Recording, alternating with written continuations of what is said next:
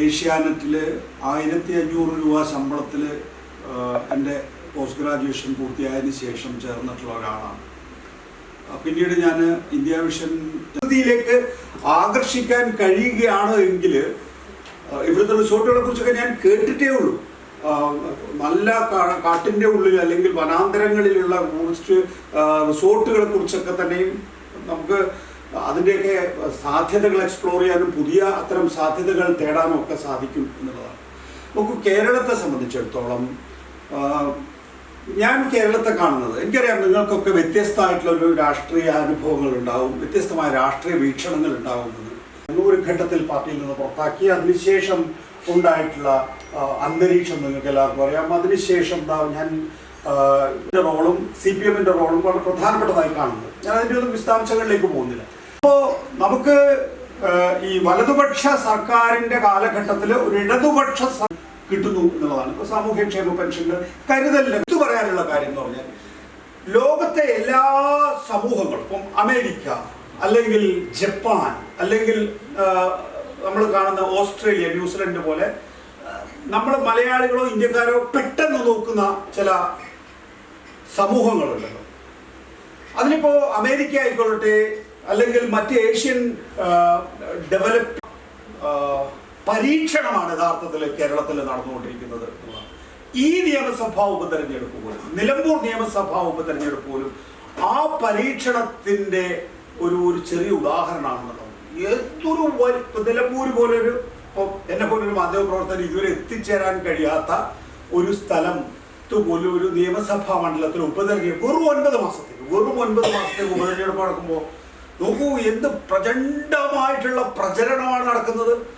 ഓരോ വോട്ടറെയും എഡ്യൂക്കേറ്റ് ചെയ്യാൻ വേണ്ടിയിട്ടുള്ള എന്തൊക്കെ മാർഗങ്ങളാണ് അവലംബിക്കുന്നത്. ഞാൻ ടെലിവിഷന്റെ കാര്യത്തിൽ പറയുന്നു, നമ്മളൊക്കെ മുന്നിൽ അമേരിക്കയിലാണ് എന്നൊക്കെയാണല്ലോ. നോക്കൂ, ടെലിവിഷനിൽ ഇപ്പോൾ ഉദാഹരണത്തിന് റിപ്പോർട്ടറിൻ്റെയോ അല്ലെങ്കിൽ പുതിയതായി വന്ന 24-ൻ്റെയോ ഒക്കെ ഉപകരണങ്ങൾ എന്ന് പറയുന്നത്, അതിനു വേണ്ടിയിട്ടുള്ള സാങ്കേതിക വിദ്യ എന്ന് പറയുന്നത് BBC-യുടെയോ CNN-ൻ്റെയോ മുകളിലായിരിക്കും. കാരണം എന്താ, BBC-യോ CNN-ഓ ആ സാങ്കേതിക വിദ്യ അത് തുടങ്ങുന്ന കാലഘട്ടത്തിൽ തന്നെ സ്വായത്തമാക്കിയിട്ടുണ്ടാവും. നമ്മളിത് ഇപ്പോഴാണ് സ്വായത്താക്കുന്നത്. ഇപ്പോൾ റിപ്പോർട്ടർ കഴിഞ്ഞ വർഷമാണ് ആ സാങ്കേതിക ഉപകരണങ്ങൾ സ്വന്തമാക്കുന്നത്. അപ്പോൾ അവരുടേതിനേക്കാൾ മികച്ച രീതിയിലുള്ള അപ്ഡേഷനാണ്, എന്താ പറയുക, ഏറ്റവും പുതിയ അപ്ഡേഷനുള്ള ഒരു സംസ്ഥാനമാണ് എന്നുള്ളതാണ്. ഒരു മേഖലയിലും നമ്മൾ പിന്നിലല്ല. നമ്മൾ ആയിക്കൊള്ളട്ടെ, അതുപോലെ തന്നെ നമ്മൾ സാമൂഹ്യ മാധ്യമരംഗത്തായിക്കൊള്ളട്ടെ നമ്മുടെ ഇൻഫർമേഷൻ സാമൂഹ്യ ഇടപെടലിലൂടെ, സാമൂഹ്യ മാധ്യമങ്ങളിലെ ഇടപെടലിലൂടെ അപ്ഡേറ്റഡ് ആയിട്ടാണ് മുന്നിലേക്ക് പോയിക്കൊണ്ടിരിക്കുന്നത് എന്നുള്ളതാണ്. അപ്പോൾ വളരെ എന്താ പറയേണ്ടിയിരിക്കുന്നത് എന്നുള്ളതാണ്. വ്യത്യസ്തമായിട്ടുള്ള രാഷ്ട്രീയം ഉണ്ടെങ്കിൽ ആ വ്യത്യസ്തമായിട്ടുള്ള രാഷ്ട്രീയം നമുക്ക് പറയാൻ കഴിയുന്നു എന്നുള്ള നമ്മളെ കുട്ടികളെ അയക്കുന്നത് അല്ല. എല്ലാ തരത്തിലും അഭിപ്രായ സ്വാതന്ത്ര്യമുള്ള ഏത് തരത്തിലുള്ള രാഷ്ട്രീയ വിശ്വാസവും ഉയർത്തിപ്പിടിക്കാൻ കഴിയുന്ന സർവകലാശാലകളിലേക്കാണ് നമ്മുടെ കുട്ടികളെ അയക്കാറുള്ളത് എന്നുള്ളതാണ്. നമ്മൾ യഥാർത്ഥത്തിൽ കേരളത്തെ വളർത്തിക്കൊണ്ട്, ശരിയാണ്, നമ്മുടെ തുടക്കത്തിലോ അല്ലെങ്കിൽ നമ്മൾ വളർച്ചയുടെ കാലഘട്ടത്തിലോ ചിലപ്പോൾ ചില തെറ്റായിട്ടുള്ള പ്രവണതകൾ, ഇപ്പോൾ നമ്മൾ കയറ്റുമറക്ക് നമ്മളെ കുറിച്ചുള്ള ഏറ്റവും വലിയ അപവാദമാണ് കയറ്റിറക്കുമതി രംഗത്ത്. നമ്മൾ ഇടതുപക്ഷ ജനാധിപത്യ മുന്നണിയുടെ കാലഘട്ടത്തിലാണ് അത് പൂർത്തിയായിട്ടുള്ളത്. പക്ഷേ എൻ്റെ അച്ഛൻ പോർട്ട് മിനിസ്റ്ററായിരുന്നു. ആ ഘട്ടത്തിൽ 1991-96 കാലഘട്ടത്തിൽ അതിന് നല്ല രീതിയിലുള്ള തുടക്കം കുറിക്കാൻ കഴിഞ്ഞു. പിന്നീട് വന്നിട്ടുള്ള VS അച്യുതാനന്ദൻ ഗവൺമെൻറ് അത് മുന്നോട്ട് കൊണ്ടുപോയി. അത് കഴിഞ്ഞതിന് ശേഷമുള്ള ഉമ്മൻചാണ്ടി സർക്കാർ കരാറൊപ്പിട്ടു. ഇപ്പോൾ പിണറായി വിജയൻ 1-2 സർക്കാരുകൾ അത് പ്രാവർത്തികമാക്കിയിരിക്കുന്നു, കൊമേഴ്ഷ്യലായി ഓപ്പറേഷനായിരിക്കുന്നു. വിഴിഞ്ഞത്തിന്റെ സാധ്യത എന്താണ് എന്നുള്ളത് നമ്മൾ കാണാൻ പോകുന്നതേ ഉള്ളൂ. ഇനിയിപ്പോൾ തിരുവനന്തപുരം അടക്കമുള്ള മേഖലകൾ, തെക്കൻ കേരളത്തെ ആകെ ചലിപ്പിക്കുന്ന ഒരു വികസന പദ്ധതിയായിരിക്കും ഈ പറയുന്ന വിഴിഞ്ഞം പ്രൊജക്ട് എന്നുള്ളത്. ദേശീയപാത നോക്കൂ, എൻ്റെ നാട് കണ്ണൂർ ജില്ലയൊന്നും, നിങ്ങൾ ദേശീയപാതയുടെ ഭാഗമായിരിക്കില്ല എങ്കിൽ പോലും കണ്ണൂർ ജില്ല ദേശീയപാത കണ്ടിട്ടില്ല. രണ്ട് വരിപ്പാതയാണ് നമുക്കറിയാവുന്നത്. അത് എന്താ, പഴയ നാട്ടുവഴികൾ, ആ നാട്ടുവഴികൾ പിന്നീട് റോഡായി മാറി. ആ റോഡ് പിന്നീട് മയിൽക്കുറ്റി വെച്ച് നമ്മൾ ദേശീയപാത ആക്കുകയാണ് ചെയ്തിട്ടുള്ളത്. ഈ ദേശീയപാതയുടെ യാതൊരു മാനദണ്ഡവും യഥാർത്ഥത്തിൽ നമ്മുടെ മുൻ പാതകൾക്ക് ഉണ്ടായിരുന്നില്ല എന്ന് നമുക്ക് എല്ലാവർക്കും അറിയാം. ഇന്നതല്ല, ഇന്ന് ഏറ്റവും മികച്ച ലഭ്യമായിട്ടുള്ള ഏറ്റവും മികച്ച സാങ്കേതിക വിദ്യയിലാണ് ദേശീയപാത ഉണ്ടായിക്കൊണ്ടിരിക്കുന്നത്.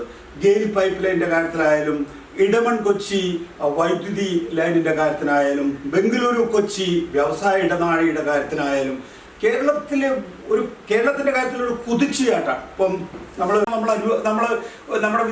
കുട്ടികളെ അയക്കുന്നത് അല്ല, എല്ലാ തരത്തിലും അഭിപ്രായ സ്വാതന്ത്ര്യമുള്ള ഏത് തരത്തിലുള്ള രാഷ്ട്രീയ വിശ്വാസവും ഉയർത്തിപ്പിടിക്കാൻ കഴിയുന്ന സർവകലാശാലകളിലേക്കാണ് നമ്മുടെ കുട്ടികളെ അയക്കാറുള്ളത് എന്നുള്ളതാണ്. നമ്മൾ യഥാർത്ഥത്തിൽ കേരളത്തെ വളർത്തിക്കൊണ്ട് ശരിയാണ്, നമ്മുടെ തുടക്കത്തിലോ അല്ലെങ്കിൽ നമ്മൾ വളർച്ചയുടെ കാലഘട്ടത്തിലോ ചിലപ്പോൾ ചില തെറ്റായിട്ടുള്ള പ്രവണതകൾ, ഇപ്പോൾ നമ്മൾ കയറ്റുമറക്ക് നമ്മളെ കുറിച്ചുള്ള ഏറ്റവും വലിയ അപവാദമാണ് കയറ്റിറക്കുമതി രംഗത്ത് നമ്മൾ ഏറ്റവും അവസാനത്തെ സംസ്ഥാനമായിരുന്നു നമ്മൾ എങ്കിൽ അത് നിസ്സംശയം നമുക്ക് പറയാൻ സാധിക്കും. അതെന്തുകൊണ്ടാണ്? ഈ പറയുന്ന മാനദണ്ഡങ്ങളൊക്കെ മാറ്റി വ്യവസായികളോടുള്ള അഭിപ്രായ സ്വരൂപീകരണത്തിന്റെ അടിസ്ഥാനത്തിലാണല്ലോ ഈ സന്ദേശം വരവേൽപ്പ് എന്ന് പറയുന്ന സിനിമയിൽ പറഞ്ഞ കാര്യങ്ങൾ. അത് സെറ്റിന്റെ സുനിലിന്റെ റിപ്പോർട്ടർ ചാനലിലെ ടോപ്പ് പാർട്ട്ണറായത് കേരളത്തിലെ ജനാധിപത്യത്തിന്റെ ബഹുസ്വരതയാണ്. ആ ബഹുസ്വരത നമുക്ക് ഇന്ത്യയിൽ എവിടെയും കിട്ടാനില്ല. ആ ബഹുസ്വരത ലോകത്ത് പല ജനാധിപത്യ രാജ്യങ്ങളിലും നഷ്ടപ്പെട്ടുകൊണ്ടിരിക്കുന്നു. അതിന്റെ ഏറ്റവും നല്ല ഉദാഹരണമായിട്ട് കേരളം മാറുന്നു. അതുകൊണ്ട് തന്നെ ലോകത്ത് കേരളം ഒരു വേറിട്ട ഭൂപ്രദേശമായി മാറിക്കഴിഞ്ഞിരിക്കുന്നു എന്നുള്ളതാണ്. പിന്നെ ഒരു മുതലാളിത്ത സമ്പദ് വ്യവസ്ഥയിൽ ഇടതുപക്ഷ സർക്കാർ എന്നുള്ളതിന്റെ ഗുണഫലങ്ങളും നമ്മൾ ഈ കേരളത്തിൽ അനുഭവിക്കുന്നു. അപ്പോൾ നമ്മൾ ഈ ബഹുസ്വര ജനാധിപത്യപരമായ ഒരു അഭിപ്രായ പ്രകടനം നടത്തുന്നത് നിലവിൽ ഒരു പ്രതിപക്ഷത്തിലുള്ള സഖ്യത്തിന് ഇന്ന് കേരളത്തെ മുന്നോട്ട് കൊണ്ടുപോകാൻ സാധിക്കില്ല എന്നുള്ളതാണ് അടിസ്ഥാനപരമായി ഏറ്റവും പ്രധാനപ്പെട്ട കാരണം എന്ന് വെച്ച് കഴിഞ്ഞാൽ നമുക്ക് ആ ലോജിക്കിനെ നമുക്ക് സ്വീകരിക്കാൻ കഴിയുമെന്നാണ് ഞാൻ ചോദിക്കുന്നത്. കാരണം ഒന്ന് വർഗീയത കൊടികുത്തി വാഴുന്നു എന്നുള്ളത്, രണ്ടാമത്തേത് പരസ്പരം ഐക്യമില്ലായ്മ, ഒരു സംഘടനാപരമായ കെട്ടുറപ്പില്ലായ്മ. അപ്പോൾ അതിൽ നിന്നുണ്ടാകുന്ന ഒരു മുന്നണിക്ക് സംബന്ധിച്ചിടത്തോളം കേരളത്തെ മുന്നോട്ട് കൊണ്ടുപോകാൻ ഇന്നത്തെ നിലയിൽ ഈ കേരളത്തെ മുന്നോട്ട് കൊണ്ടുപോകാൻ കഴിയില്ല. എന്നാൽ ഈ വോട്ട് ചെയ്യാതെ അടുത്ത നിയമസഭാ തെരഞ്ഞെടുപ്പിൽ റോൾ വഹിക്കാൻ കഴിയുന്ന ഒരു ഉപതെരഞ്ഞെടുപ്പ് നിലയിൽ നിന്നോ അല്ലെങ്കിൽ ഒരു മോഡറേറ്റ്ലി ഡെവലപ്ഡ് സംസ്ഥാനം എന്നുള്ള നിലയിലോ ആക്കി മാറ്റാൻ ഒരു 5 വർഷത്തെ ഭരണം കൂടി ആവശ്യമായി വോട്ട് ചെയ്യാതെ അടുത്ത നിയമസഭാ തെരഞ്ഞെടുപ്പിൽ റോൾ വഹിക്കാൻ കഴിയുന്ന ഒരു ഉപതെരഞ്ഞെടുപ്പ്. കൂടുതൽ കാര്യങ്ങളൊന്നുമില്ല. നമ്മളെ സംബന്ധിച്ചിടത്തോളം നമ്മളെല്ലാവരും ഒരു സമൂഹത്തിൻ്റെ ഭാഗമായതുകൊണ്ട് തന്നെ ഏതെങ്കിലും ഒരു വിഭാഗത്തെ അടിച്ചമർത്താനൊന്നും ഇന്നത്തെ സാഹചര്യത്തിൽ സാധിക്കില്ല. നമുക്ക് നമ്മുടെ പ്രശ്നങ്ങൾ പരിഹരിക്കാൻ കഴിയുന്ന വിധത്തിലുള്ള ഒരു ജനാധിപത്യ കൂടുതൽ കാര്യങ്ങളൊന്നുമില്ല. നമ്മളെ സംബന്ധിച്ചിടത്തോളം നമ്മളെല്ലാവരും ഒരു സമൂഹത്തിൻ്റെ ഭാഗമായതുകൊണ്ട് തന്നെ ഏതെങ്കിലും ഒരു വിഭാഗത്തെ അടിച്ചമർത്താനൊന്നും ഇന്നത്തെ സാഹചര്യത്തിൽ സാധിക്കില്ല. കൂടുതൽ വാർത്തകളും വിശേഷങ്ങളും നിങ്ങൾക്ക് ലഭിക്കാൻ കേരളീയം ന്യൂസ് സബ്സ്ക്രൈബ് ചെയ്യുക. കൂടെ ബെൽ ബട്ടണും അമർത്തുക.